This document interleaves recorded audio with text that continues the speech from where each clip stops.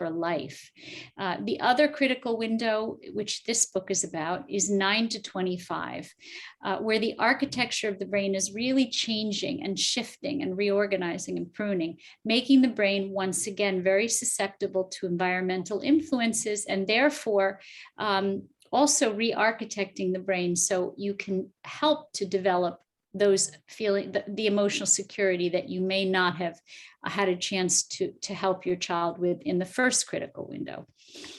So if we look at adolescence, adolescence is, under any circumstances, even in the healthiest of circumstances, adolescence is traumatic. And what I mean by that is it starts with puberty, which is the physical hormonal shifting of the body. Now you add to that the shifting social scene, identity formation, separation, finding your place in the adult world, and sleep issues. So all adolescents have something called sleep-wake phase delay, which I'm going to talk more about later. But all of these things, even in the healthiest of adolescents, makes adolescence challenging. Now add on to that what's happening in the world now. Increasing academic pressure more than ever before, focus on high achievement and perfection, really, and material success. So success is defined more in terms of how much we make, how much we have, rather than who we are. More competition than ever, more sensory overload, social media, and focus on superficiality and perfection. So we've heard a lot about what social media is doing to adolescent brains. More virtual and less real connections, global warming threats, political unrest, too many choices, what we call choice paralysis. When we have too many choices, it's not such a good thing for adolescents. And then things like the increasing availability of drugs that are stronger, and job and economic insecurity. So all of these things make it just a tougher world to grow up in. Multiple studies show that anxiety and depression is on the rise. These are the most recent statistics. These just came out. The Surgeon General just came out with these statistics saying that adolescent anxiety and depression rates doubled during the pandemic. And what this doesn't say, but I will say, is that while suicide rates also went up in terms of emergency room admittance for adolescents, what this doesn't say is that at least 30% of adolescents suffer from anxiety, and those are only the ones that report it. 1 in 5 adolescents or children and adolescents will suffer from some form of severe mental illness in their childhood. So again, I was going to talk about the origins of resilience, and the origins of resilience are in that first critical window of brain development, because in that window is the window of attachment security or attachment insecurity. When children don't have secure attachment, what all of the longitudinal research shows, when children have less of their parents, or they have distracted parents, or their parents may have been absent or depressed, or going through terrible conflicts at the time, what the studies show is that if a child does not have healthy attachment security in the first 3 years, it makes it much harder for them. It's the foundation on which the house is built, so to speak. What it does is, and I should mention that also the increase in putting our children into childcare earlier and earlier, and spending fewer and fewer months and years with them in the beginning. But what this does is it creates a kind of precocious independence, or a defensive independence. So children can cope with whatever we dish out to them mostly, but it doesn't mean it's good for them to have to cope that early, because what it means is that their brains are too exposed to stress too early. And they will develop, as I said, this defensive independence, but it's not based on anything organic. It's not based on a real fundamental security, which is what resilience is based on. So what's happening is our kids are getting less from us, because there's a lot of 2-parent working families because parents have to work or they want to work. And it's really creating a kind of fragility. These kids are going into adolescence with more of a fragile neurological system, which makes them more prone to breaking down. As I said, 1 in 5 kids have some form of serious mental illness, according to the National Alliance on Mental Illness, things like depression, anxiety, ADHD, and addictions. And there has been a 400% increase in adolescents taking drugs, medication, psychopharmacological medications. And so, we know that depression is up, anxiety is up, suicide is up, but all is not lost. And that's why I wrote this book, because in spite of the fact that we may not have been able to give them that attachment security for whatever reason, or they did have that attachment security and they experienced a lot of loss and challenge and conflict along the way, because it's not always what happens in the first 3 years. It can also be what happens to children along the way, which makes them more fragile. But there is a lot that you as a parent can do to reinforce them. That's the good news. Parents are confused today. Why? Because all the self-help books are very confusing, and the news and the media, very confusing. Don't be a helicopter parent on the one hand. Monitor your adolescent's academic and social life with a microscope on the other hand. Encourage independence on one hand. Insist they do things your way. So on the other hand, be a friend to your child. Be an authority figure. So all of these things are so confusing and really contradictory.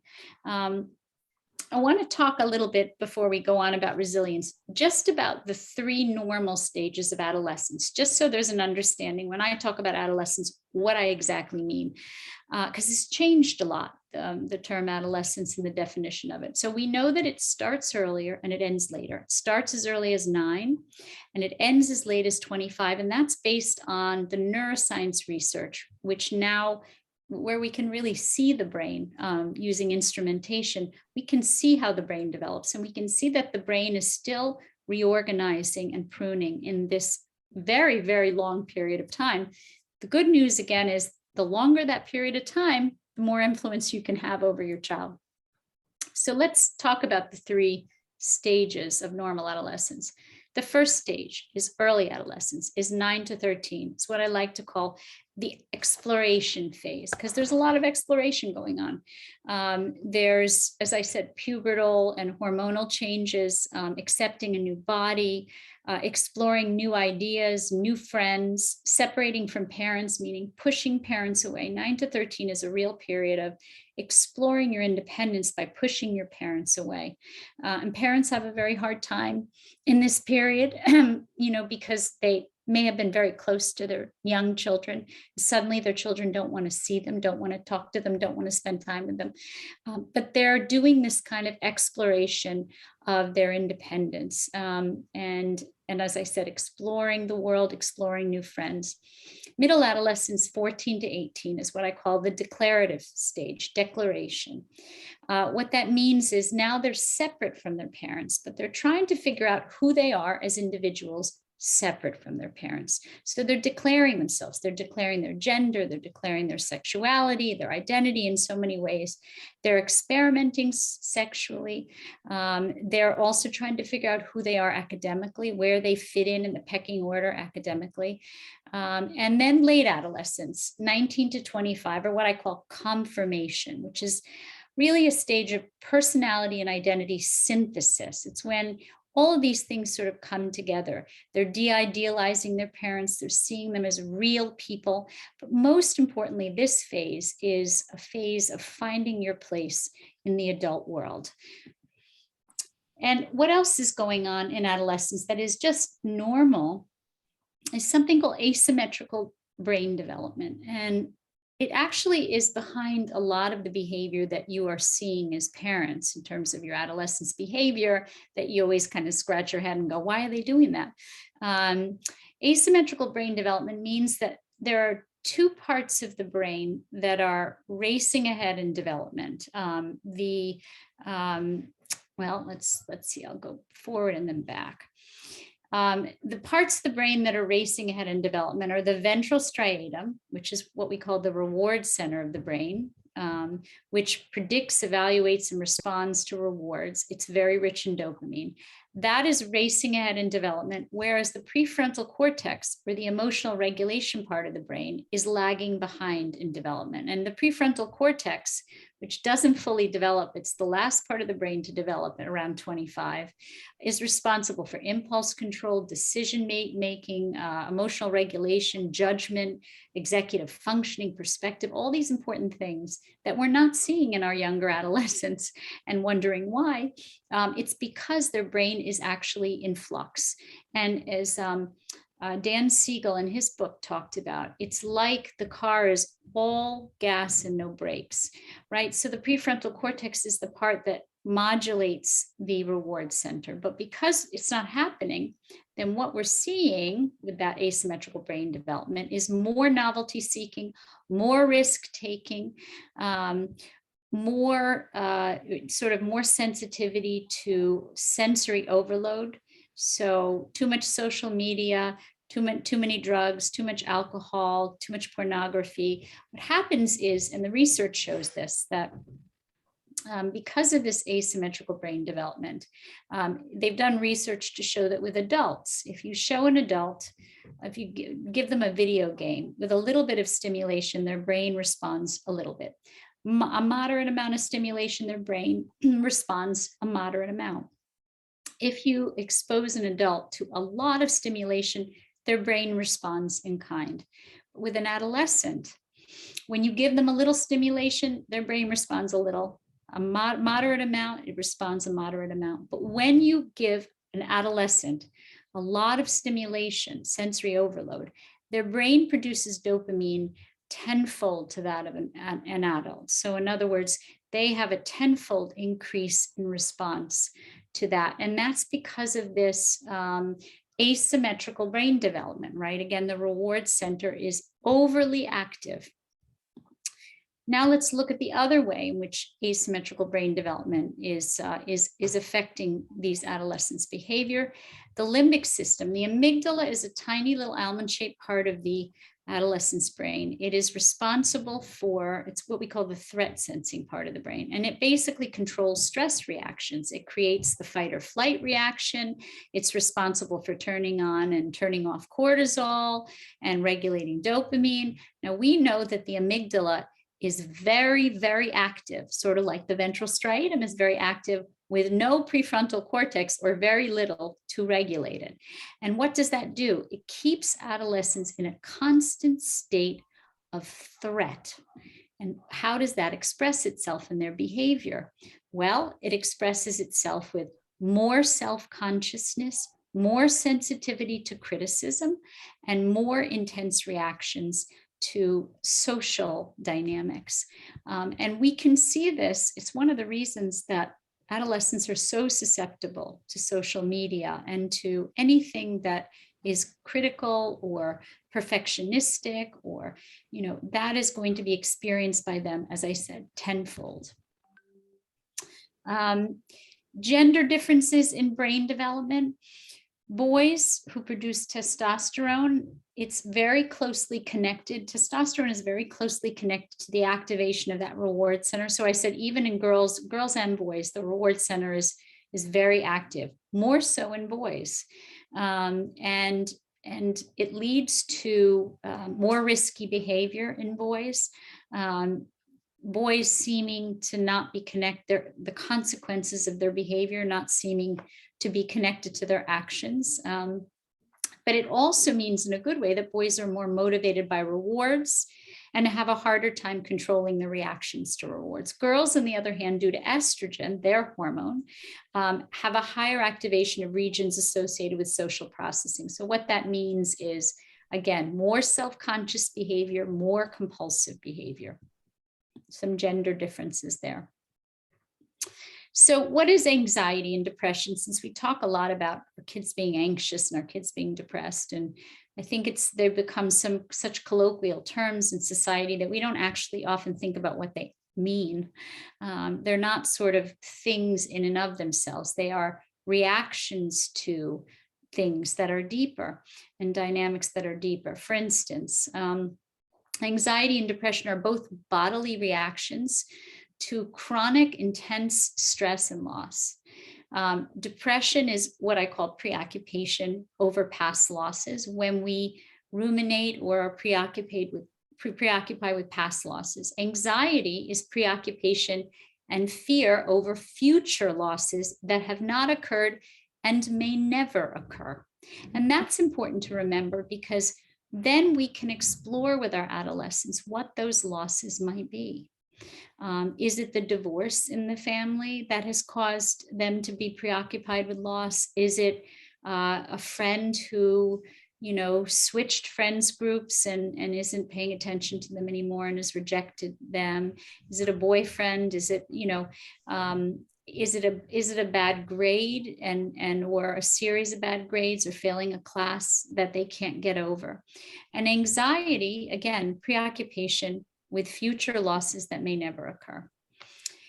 So what can parents do? It's a lot. I'm giving you a lot today to think about. And in the book, if you're interested in, what is behind a lot of their behavior, there's a lot of neuroscience in the book that's very readable and interesting, actually. But what parents can do is learn as much as you can. Have knowledge. We know that knowledge is power. In this case, knowledge is essential to helping your adolescent through adolescence. Your presence, be as emotionally and physically present as possible. Even though they seem to push you away and they seem to not need you, they actually need you very, very intensely. Self-awareness. Parents pass down anxiety and depression generationally. If your mother was depressed or your grandmother was depressed, believe it or not, that gets passed down generationally unless you stop the cycle and seek help yourself. It's what we call neurotic repetition. So if you yourself or your spouse suffer from depression or anxiety, it actually gets passed down to your children unless you break that cycle. Self-regulation, you cannot expect anything of your children that you cannot do yourself. So if you're not good at regulating your emotions, if you have trouble regulating sadness or regulating anger or regulating frustration, then they can't be expected to regulate their emotions, meaning it's not the words we use, but it is actually our actions and how we live our own lives that is the greatest influence on our children. Empathy and sensitivity, critical in 0 to 3, critical in 9 to 25. One of the greatest things you can give your children is what we call sensitive empathic nurturing. That is not about discipline. It is not about punishment. It is not about structure. It is actually about loving them by understanding them. Most people come into a therapy office when they're an adult, not saying my mother didn't love me or my father didn't love me, but actually saying my mother and father loved me, but they didn't understand me. So really trying to understand where their behavior comes from, what they're feeling, and using something called mentalizing, which is using your imagination to anticipate how your child might be feeling and where it's coming from. Because they often can't tell you, so you have to use your imagination to do what I call throwing darts at the dartboard, guessing with your knowledge of your child, guessing what might be going on in their life that might be causing them to feel anxious or depressed. And lastly, on this page, reflection of emotion, mirroring their feelings. I can see you're sad. You look so angry. You seem so upset and frustrated. We want to be recognized and acknowledged in terms of our feelings. Everyone wants that, but adolescents critically need that to feel seen, to feel alive, to feel important. Self-esteem matters. Again, you can't expect your children to feel good about themselves if you don't feel good about yourself. If you struggle with your own self-esteem, then I encourage you to go talk to somebody yourself so you can model for them what good self-esteem looks like. The other thing that I say to parents is that you can't expect your children to feel interesting to themselves, to have good self-esteem, if you are not interested in them. If it's boring, talking to them about their day, if it's boring, knowing what they're doing each day and knowing the details of their life, then they're going to feel that they're boring. And it's the same with little children. You know, people come to see me all the time and say, I'm so bored, being with babies is so boring. I say to them, actually, if you are bored with your own baby, how is that baby ever going to feel good about themselves? Because if you are bored with them, then how are they to like themselves? So self-esteem matters. Be a parent, not a friend. There's a lot of confusion about that. A lot of drinking and drugging with adolescents, thinking that that's the right thing to do because it makes you cool and it makes you hip and they want to hang with you. It's very important that parents are parents and not friends. You can be friendly, you can be close, you can be someone they depend on and rely on emotionally, but that is different than being their friend and their peer. And they still rely on you to set boundaries and know what the boundaries are. Be consistent. Nothing makes kids crazier than inconsistency. You know, sometimes I think that when I see patients, the patients who really suffer the most are the patients who, and now I'm talking about adults too, whose own parents were loving 1 minute and screaming the next, and then feeling guilty and loving the next minute and screaming the next. Or so the consistency of personality is very, very important for kids. Flexibility and structure. Rigidity is not something that you can ever have with adolescents. You need to have there needs to be structure, but it needs to be flexible structure. I always use the example of the willow tree that blows in the storm and doesn't break, but then the oak, the hardwood oak, if the storm comes along and blows off its branches, it's the first one to break. You have to get comfortable with your adolescent's discomfort, and you have to be comfortable saying no, and they're not going to like you when you say no, and that's got to be okay. Sometimes no protects them and keeps them safe and shows them that we love them. So it's being comfortable with them being uncomfortable sometimes. Patience and frustration tolerance, again, it's inherited. It's not inherited genetically. It's inherited by what we call the inheritance of acquired characteristics. It's passed down through your behavior. If you're impatient, if you struggle with frustration tolerance, so will your children, unless you get help for yourself. Resilience to stress. If you are resilient, if you handle stress well, then they are more likely to do so as well.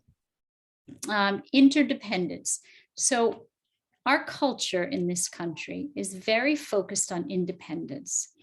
And independence is not necessarily a sign of health, because independence assumes self-sufficiency, that we should be islands of emotion, when that's not actually healthy. That promotes that idea that I mentioned earlier of defensive independence, as opposed to interdependence, which is the healthiest ego is one that can flexibly go between leaning on others when we're in distress, if there's someone to lean on that we trust, and when they're not there, to be able to lean on ourselves. But the idea is not to go to yourself first, to really have relationships that you can depend upon. That is a sign of health and strength. Open communication. It's what I call be there when the door opens. And I talk a lot about that in the book, about physical and emotional presence cannot be untangled. They are both critical, which means that the idea of quality time is a myth. Adolescents usually go to their room and they shut their door, literally, but they also have defenses, which are like doors. And when they open the door on occasion, if you're there, they're more likely to share with you and be close to you and communicate with you than if you come to their door later on your time when you get home and knock on the door and say, hello, I'm here, ready to communicate. Because really, when their door opens and they come out and someone's there, Someone's in the kitchen, someone's making cookies, someone's reading a book, someone's there to talk to. They're more likely to talk to you then. And if you're not there, they'll go back in the room and they'll shut the door, both literally and figuratively, because their defenses will go back up. And you have to wait until the next opportunity where they allow themselves to be vulnerable with you. So the more you're there when the door opens, the more likely that you will have that opportunity to share with them and be close to them. Expressiveness of emotions. If you are repressed with your emotions, if you struggle to talk about feelings, if the people in your family struggle to talk about feelings, if the culture is one of not talking about feelings, then it's likely that your child will struggle too. Because your child lives in the chronicity of that environment, the gestalt of that environment, and they're more likely to inherit that. We know that that's not a good thing, that keeping your feelings in is not healthy for anyone. And so, you know, the awakening of this country to therapy during COVID. I mean, therapy has always been here, but people now, there's no stigma, there's less stigma to it, and people are reaching out and saying, this feels good. It feels good to express emotions. So being aware of how well you express how you're feeling. Oh, I had a bad day. I'm a little sad today. Oh, I'm really happy I did this. But that expression of emotions models for your children that they can express sad feelings, angry feelings, happy feelings. Judgment. Taking judgment out of things. The hardest thing for parents is to not impose yourself and your own values, expectations, beliefs, desires, tastes onto your children, and instead accepting who they are, the burgeoning person that they are becoming, and without judgment, accepting your child no matter how different they may be from you. That is critical if you want to be close to your children. Otherwise, you are creating barriers between you and your children. And we know that when there are barriers, then they're more likely to suffer anxiety and depression because they don't have anyone to share it to and they feel isolated. Healthy separation. I talk in my first book about healthy attachment. I talk about it in the second one too. What I say that's equally important is healthy separation. So it is as important to let your children go as it was to love them with all your heart and give to them with all your might in the beginning. And that healthy separation is key to their success with resilience, that they can start to do things on their own, try things on their own. But that doesn't mean that you aren't there to help them process their emotions. There's a lot of confusion about independence making, giving children the ability to make certain choices or to try things on their own. For instance, you know, the idea that they have an English essay to write and you know, they're a little overwhelmed by it. And you say to them, well, why don't you try to write it yourself? And if you need me, I'm here. But the idea that you don't jump in right away and do it for them or with them, but first you let them try it on their own. And then you help them if they need you to help them. But also what's really critical as a parent is to help them to process their emotions about things. When you are present enough physically and emotionally, it means that you are there to help them to process their experiences, their relationships, their feelings. That's the most important role a parent can play in adolescence. Allowing them to make mistakes and fail. Good self-esteem is as much based on knowing what you're good at as it is on knowing what you're not good at.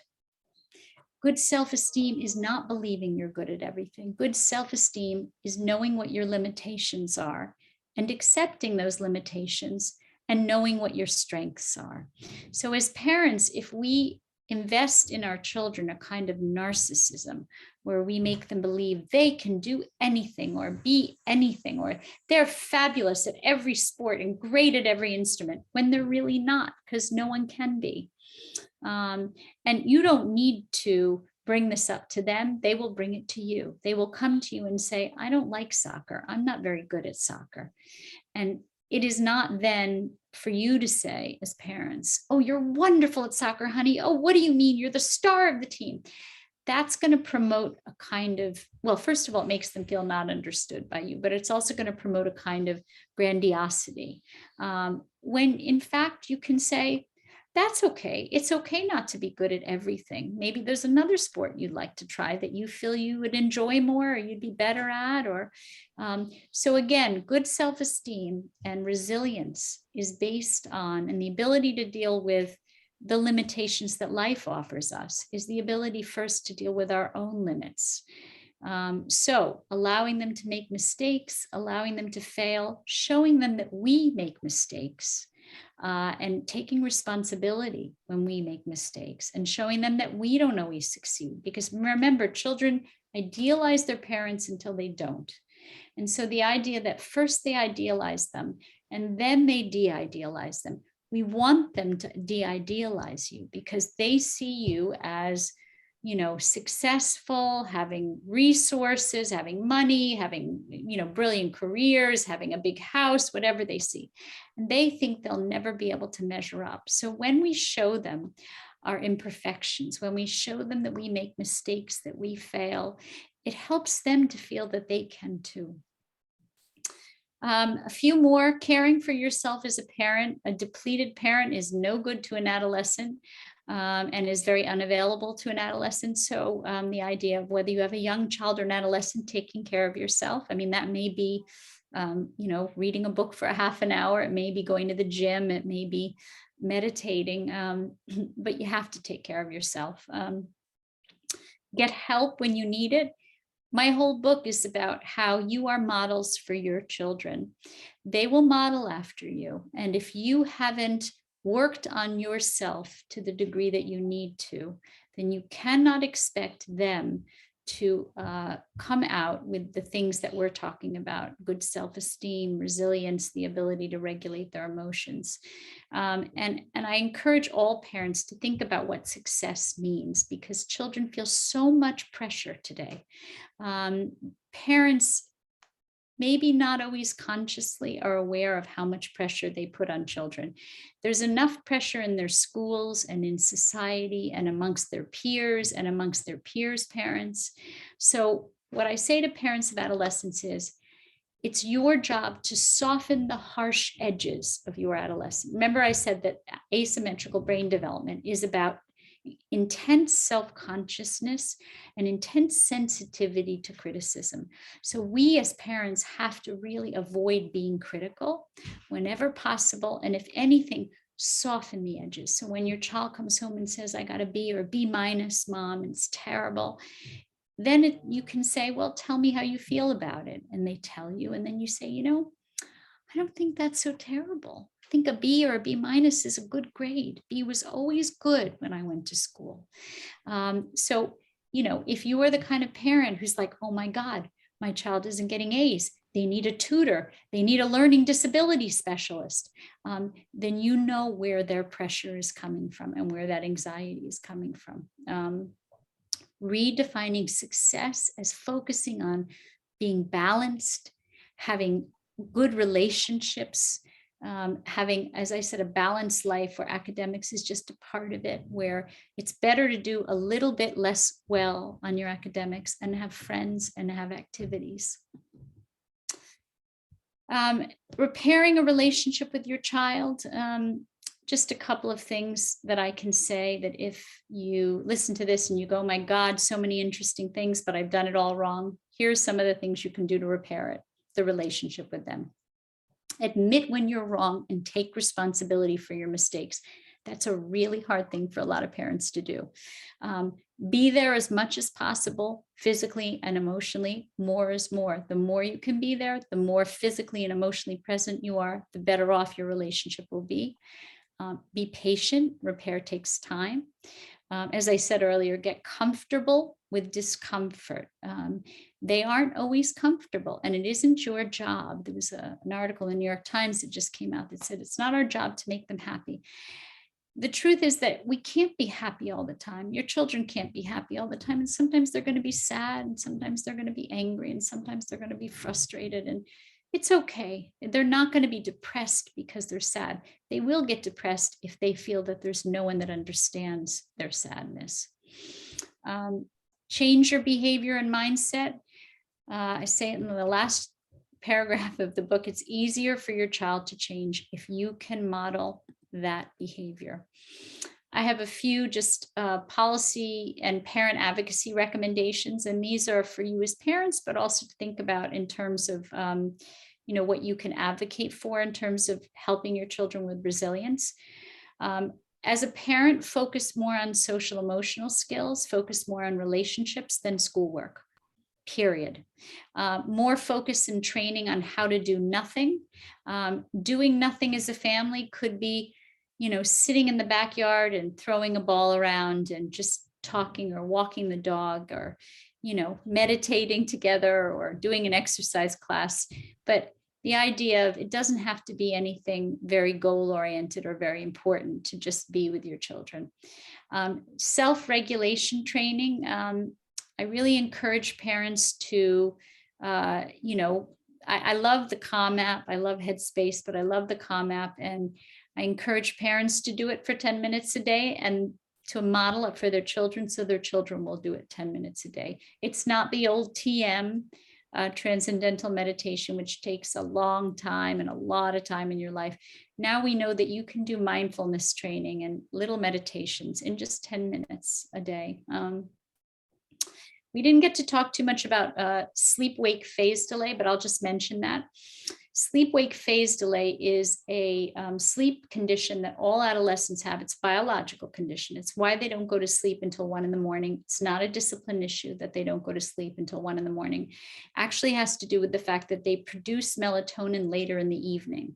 In adolescence, you produce melatonin probably not until 12 or 1 or 2. That means they don't feel sleep pressure until then. So when they say, I'm not going to sleep, and they stay up till 1 or 2 in the morning, and you're getting up as a parent to go pee, and they're still up, and you say, oh my God, it's a discipline issue. It's not a discipline issue. It's actually a real biological condition. The problem is that they're meant to go to bed late because they produce melatonin later, and they're meant to wake up later. So there's a lot of advocacy, including me, that writes about this all the time, how we should have later school start times, which means that they can sleep later and get more sleep. When adolescents do not get enough sleep, they'll more easily develop things like depression and anxiety. More mental health services in schools and communities. You can advocate for that and even raise money for that through your schools. Destigmatizing mental health services. That means if you go to therapy, they're more likely to go to therapy. If you say to them, we think you should go to therapy, but you've never been to therapy yourself as a parent, you can't really sell something you've never tried. So, and more flexible work arrangements for parents. I know parents believe that you don't need to be around as much when they're adolescents because they seem so independent, but in the end, they're not as independent as they seem, and they need you dramatically in this period of time.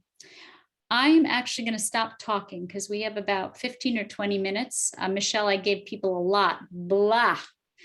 Much as I could squeeze in. And I wonder if anybody has any questions. I think Michelle is going to field questions for me. Fantastic. I'm going to see if I can unmute everybody, and yeah, I'll just do it one by one. And if you have any questions, feel free to ask. I have a question, Erica, from somebody who's asking about academic stress. Their student is a perfectionist and staying up till all hours and doesn't know what to do about it. How can they be better, more effective, more efficient? And I think this goes to your point of wanting to be a perfectionist. So what do you advocate for that? Well, I mean, we all can have harsh internal voices in our head. And what's happening is it's a daughter or it's a girl.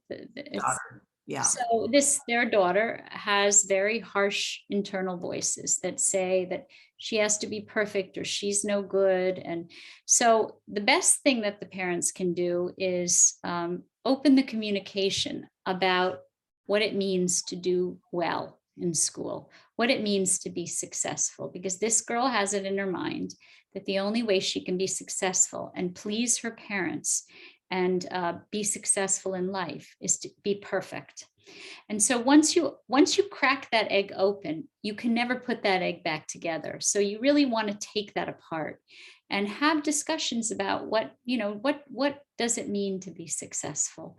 And also parents can model being imperfect. This is really important, that parents understand that they either consciously or inadvertently, unconsciously model this behavior.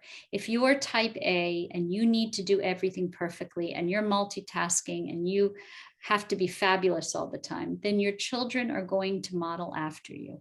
Whereas if you slow down, tell them that it's too much, you're making mistakes, you fail to, basically de-idealizing yourself in their mind, it helps a lot. But also showing them, not just telling them. So what's even more impactful on children is showing them that we don't have to be perfect. Telling them doesn't hurt either. And I would get this girl some help, because the perfectionistic children are often the ones who do break down at some point. It's like an overinflated tire, that if you don't take some air out of it, is more likely to pop. So yeah, I would say get this girl some help with that perfectionism. Great, thank you. Mhm. Any questions? Put it in the chat, or I ask everybody to unmute, and you can unmute yourself and just ask a question. If you'd like to stay anonymous, feel free to do that too.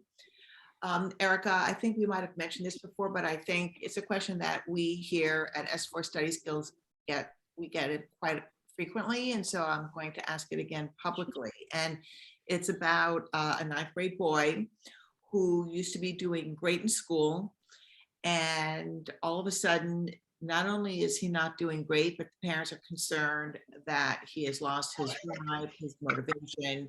Things are much more challenging for him now than they used to be in middle school. And I would just hasten to add that this is a student, like all 9th grade students, who hasn't really been in school full time since 6th grade.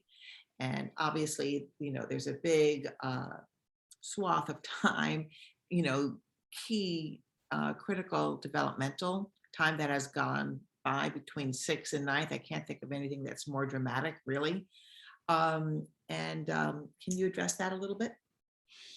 Yeah, I mean, I have a lot of questions in that story, which is, does the child have a learning issue? Because learning issues that are untreated, whether they are dyslexia or auditory processing, or in the book, I have a whole chapter on learning issues, but learning issues are very commonly tied to depression and anxiety, and low self-esteem. And motivational issues have a lot to do with self-esteem. When you don't feel you can keep up, when you don't feel good enough, when you feel stupid, that's when you are demotivated. That's when you throw up your hands and go, why bother to try? I'm not as good as the other kids, or I can't do the work. Or so, the first thing I do is I check for things like, I check for learning issues. I would probably have him evaluated to make sure he doesn't have a learning disability. I would have his eyes checked to make sure that he doesn't have a convergence issue, which is different than making sure if he can see 20/20. A lot of kids have what they call eye convergence issues, which have to do with the muscles of their eyes.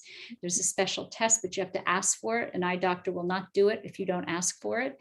If you tell an eye doctor that your child is having, seems to have some learning issues or motivational issues. So get their eyes tested for convergence. And then from the evaluation, you will also understand not only if they have a learning issue, but if they might be suffering from some anxiety and depression over it. So if you find out they don't have a learning issue, it could still be depression. There's a lot of transitions going from primary school to middle school, from middle school to high school. And not all kids make those transitions easily. Those are very hard transitions. And so some kids really need help with those transitions. And one of the ways that we now can get help for kids is by getting them some therapy. So I would say with this child, I would get him some therapy after I got him evaluated to see if he had a learning issue. And if it's a learning issue, you would have it treated, and you might have him in therapy anyway for some of the residual feelings of not feeling good enough. Yeah. Okay, great. Thank you. I am going to see I'm going to stop your screen sharing, Erica. I think you'll Yeah. still be visible, and see if I can share my screen. Let's see. Okay. Okay. What? Okay. Can everybody see that? See that? No. Okay. I can see it. You can. Okay, great. Yes. So if anybody has questions, just as long as we're on, we're happy to answer questions. I just wanted to, talk about a couple of upcoming free programs that we're offering this winter. One is why course selection is important to the college application process. This is being Amy Chatterjee. Many of you have already heard her speak and know what a dynamic and energetic speaker she is. And she will discuss the importance of your child's course selection, what it means to college transcripts. So if you have an 8th grader or rising 8th and above, this is something that you'll definitely want to participate in. And then we also have a webinar that we're offering at various times. This winter, a few PTAs are offering it. So our libraries around New Jersey, Westchester, Fairfield counties, motivating your unmotivated student. And this is wrong. This underneath here, this Amy Chatterjee, she's not going to talk about that. I am. And then finally, if anybody is interested in any private one-on-one time management, organization, executive functioning, as well as subject matter, just give me a call as well. I have a text that just came in. So Erica, I can't speak, but Charlie experiences the loss of motivation occasionally. Instead, it was due to the tediousness and abundance of work assigned during COVID.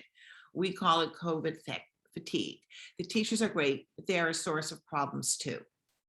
Could you comment on that?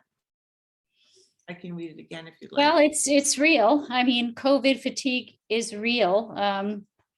I think what I'll say is, COVID didn't cause a lot of these issues. COVID was an amplifier of a lot of these issues. So some of these things may have happened even if COVID hadn't happened. I think if children are still online, I think it's very complicated. I think it's very complicated for children to stay online because, they need that socialization. Kids need, particularly adolescents, need their peers socially to separate from their parents, but they also need that social environment to learn in. But in terms of what the parents can do, again, I think it is a common thing. I don't think that I think what you acknowledge it, you listen, you get your child to express how they're feeling, and you get them as much help as you can get them, either emotional help or learning issues help. And you help them to see that there is a future, because one of the common things amongst adolescents is they're very present oriented. In middle adolescence, which is what it sounds like this boy is in middle adolescence, they're very present focused. So they cannot see past the moment. They can't see to the future, which is why there are so many kids who are middle adolescents who try to commit suicide, because if they're feeling sad or they're feeling angry, they actually can't see that there's a tomorrow that could be better. So as adults, we have to remind them that their feelings are going to change tomorrow, because they actually do not have a sense that anything will ever change from the moment. So that's a very important developmental thing to understand. As parents, we can help them to be a little bit more forward looking and help them to understand the consequences of their behavior, which is, if you don't write your paper, what might happen? How will you feel? What will happen at school? Connecting the dots for them, helping them to do that is very important. Great, thank you. And thank you to the person who wrote the text. So thank you for that. There certainly was a lot of boring work that was assigned last year. I think that most kids are in school full-time this year. And what I would recommend from our perspective is to try to get him to regain a sense and a joy of learning. And to do that, talk to your son, Charlie, and ask him what class he might be more interested in, whether it's an English class, maybe history, maybe it's math, and try, if possible, to connect a dot to how that might help him, how that might relate to a real world career going forward. For example, let's say he's really into computer gaming, as many kids sunk into over the pandemic. We had an expert on about screens, and one of the things that she made me realize is that just because your student, mostly boys, but girls too, are fixed on computer gaming, that might not be a bad thing, because it's conceivable that they could make a career out of maybe designing games or coding games, all careers that have a future. And so if your son is into, as an example, gaming, maybe an emphasis on math would be something to consider, because, or to encourage him to excel in, because that will help him maybe with a career in the thing that he's passionate about. So as an example, we had one student who expressed an interest in being a weatherman. I mean, I can't say we have a lot of students that have expressed that interest, but this 9th grader in Wilton, Connecticut wanted to be a weatherman. So our teacher, that was the teacher that was working with him, talked to him about the importance of presentation skills and trying to foresee and foretell a story, and to see what might be coming up next, because obviously in a weather situation, you have to look ahead. So anything that you can do to try to spark a love of learning, even if it's just one subject to start, would be something that I would encourage you to consider. And if you need some help to jumpstart that, call me. So thank you. That's a great question. Anybody else want to ask anything? Okay, well, great. Erica, I can't thank you enough. It's been such a pleasure. I learned so much. I was not looking at the screens because I was taking notes,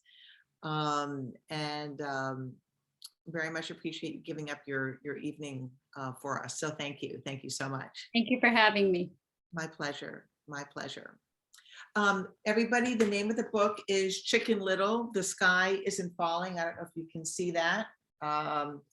But you can buy it on Amazon. I've gone through it, and even as a parent of a not quite 25-year-old yet, so still in the bubble of brain still changing, actually got some really great tips on how I can encourage one of my sons who is working, and some of the frustration he feels sometimes. So I think these are lots of tools and tricks and hacks that not only our kids can use, but so can we. So thank you. Oh, okay, here's the mom who said, yes, he started 2 clubs at his high school of his interest, engineering, and that time spent is now more of a priority in our day. Thank you. Excellent presentation. So great. Excellent. Thank you for the question. Thank you for sharing. Erica, again, thank you so much. Thank you, everybody at home. And I'm getting thank yous to you, Erica. Thank you. Thank you. Thank you. Thank you. Thank you for coming, everyone. Thank you. All right. Bye, Michelle. Bye. Bye.